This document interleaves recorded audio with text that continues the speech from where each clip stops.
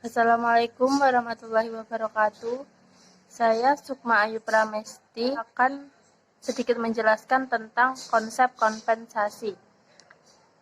Sumber daya manusia atau SDM sebagai salah satu unsur yang sangat menentukan keberhasilan sebuah organisasi atau perusahaan. Di sisi lain, juga sebagai makhluk yang mempunyai pikiran, perasaan, kebutuhan, dan harapan-harapan tertentu. Hal ini sangat memerlukan perhatian tersendiri karena faktor-faktor tersebut akan mempengaruhi prestasi, dedikasi, dan loyalitas serta kecintaan terhadap pekerjaan dan organisasinya. Keadaan ini menjadikan sumber daya manusia sebagai aset yang harus ditingkatkan efisiensi dan produktivitasnya. Untuk mencapai hal tersebut, maka organisasi atau perusahaan harus mampu menciptakan kondisi yang dapat mendorong dan memungkinkan karyawan untuk mengembangkan dan meningkatkan kemampuan serta keterampilan yang dimiliki secara optimal.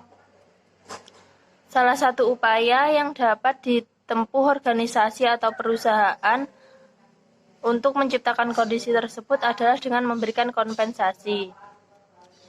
Dalam praktiknya di dunia kerja, istilah kompensasi sering bergandengan dengan istilah upah atau gaji. Pada dasarnya, kompensasi memiliki arti yang lebih luas dari upah atau gaji. Upah dan gaji hanya menekankan pada balas jasa yang bersifat finansial saja, sedangkan kompensasi meliputi balas jasa finansial dan non-finansial. Menurut beberapa ahli, kompensasi adalah semua pendapatan yang berbentuk uang, barang langsung atau tidak langsung yang diterima karyawan sebagai imbalan atau jasa yang diberikan kepada perusahaan. Menurut Maudy dan Noe, kompensasi adalah keseluruhan dari semua hadiah yang diberikan kepada karyawan sebagai imbalan atas jasa mereka. Dari pengertian di atas dapat disimpulkan bahwa kompensasi merupakan istilah luas yang berkaitan dengan imbalan-imbalan finansial atau financial reward yang diterima oleh orang-orang melalui hubungan kepegawaian mereka dengan sebuah organisasi. Pada umumnya, bentuk kompensasi adalah finansial karena pengeluaran moneter yang dilakukan oleh organisasi. Kompensasi bisa langsung, di mana uang langsung diberikan kepada pegawai, ataupun tidak langsung, di mana pegawai menerima kompensasi dalam bentuk-bentuk non-moneter atau non-finansial. Sedikit penjelasan dari saya, apabila ada kurang lebihnya mohon maaf. Selanjutnya akan dilanjutkan oleh teman saya. Wassalamualaikum warahmatullahi wabarakatuh. Assalamualaikum warahmatullahi wabarakatuh. Saya Istima Lindasari dari kelompok 3 akan menjelaskan tentang fungsi kompensasi dan tujuan kompensasi. Untuk yang pertama, fungsi kompensasi, yaitu pemberian kompensasi dapat menjadikan penggunaan sumber daya manusia secara lebih efektif dan efisien. Dan yang kedua, pemberian kompensasi yang baik secara langsung dapat membantu mendorong stabilitas dan pertumbuhan ekonomi. Sementara untuk tujuan kompensasi, yaitu agar terjalin ikatan kerjasama yang baik antara majikan dengan pegawai. Dan juga dengan program kompensasi yang baik, diharapkan pengaruh serikat buruh dapat dihindari dan pegawai akan lebih fokus pada pekerjaannya.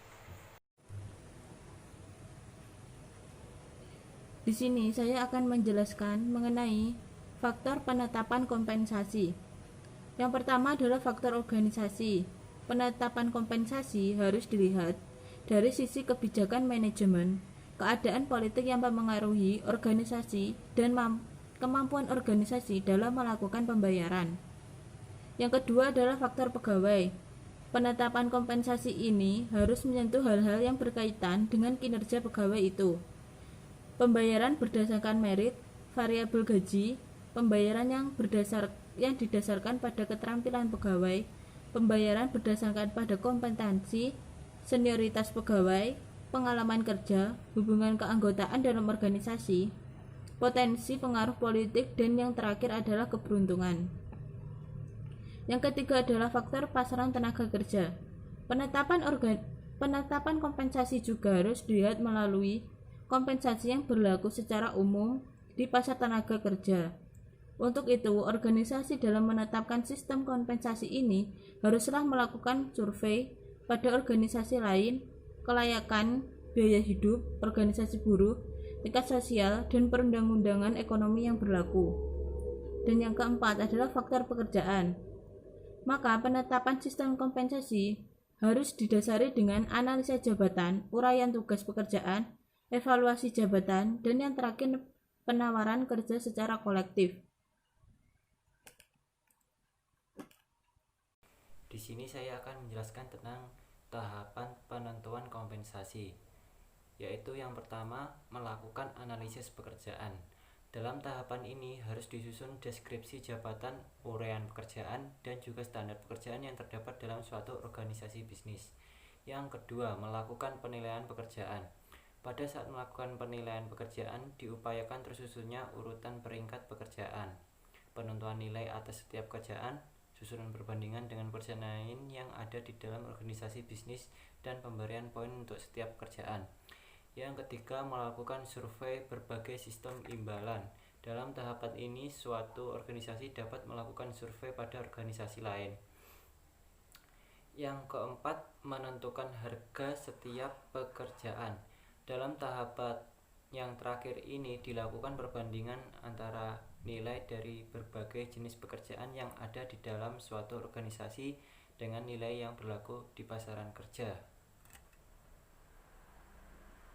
Saya Anissa Layatnan. Berikutnya di sini saya akan membahas tentang imbalan intrinsik dan imbalan ekstrinsik. Jadi imbalan intrinsik adalah imbalan yang melekat pada diri kita sendiri. Misalkan kita puas terhadap pekerjaan kita maupun kepercayaan diri kita. Yang kedua adalah imbalan ekstrinsik. Imbalan ekstrinsik adalah imbalan yang melekat pada aktivitas atau pekerjaan kita. Jadi misalkan atasan memberikan gaji kepada kita, upah maupun bonus maupun pujian kepada kita. Sekian. Baik, di sini saya akan menjelaskan mengenai bab yang terakhir, yaitu kompensasi dan kepuasan kerja. Jadi salah satu faktor yang menentukan kepuasan kerja karyawan adalah kompensasi tersebut. Kepuasan terhadap tingkat kompensasi didasarkan pada perbandingan antara tingkat kompensasi dengan apa yang seharusnya mereka terima.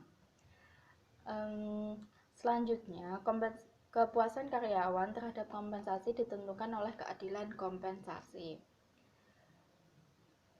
Salah satu faktor yang mempengaruhi kepuasan kerja seorang karyawan adalah kebijakan kompensasi yang berlaku di tempat kerjanya. Kompensasi dapat digunakan sebagai kunci untuk mengelola sumber daya manusia. Oleh sebab itu, penentuan kompensasi merupakan tugas yang kompleks, sulit, dan perlu mempertimbangkan berbagai faktor karena menyangkut kepentingan organisasi maupun karyawan. Pengaruh kompensasi terhadap kepuasan kerja merupakan bidang yang menarik untuk dikaji lebih lanjut.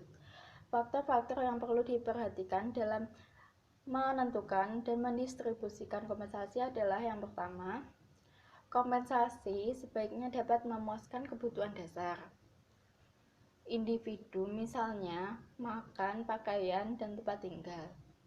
Yang kedua yaitu dipandang wajar atau adil, dan yang terakhir yaitu berorientasi pada individu.